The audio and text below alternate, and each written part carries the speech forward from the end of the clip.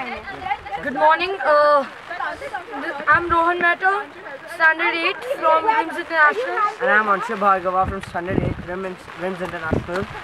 Yeah. And we have come to this village, like we are adopting this village for its problems and all. So basically, we are trying to help the villagers with their problems. And what we've noticed is that the roads are underdeveloped, the facilities which are not there, and there are lots of crises going on in the village.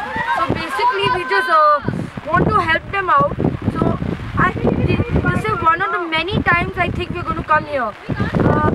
I think we from RIMS International, the students and fellows and teachers, will come to this village and try helping any way we can.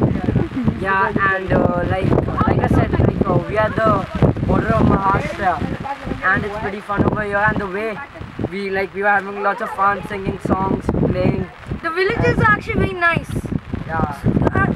But even then, because the government these days does not exactly look at the small places.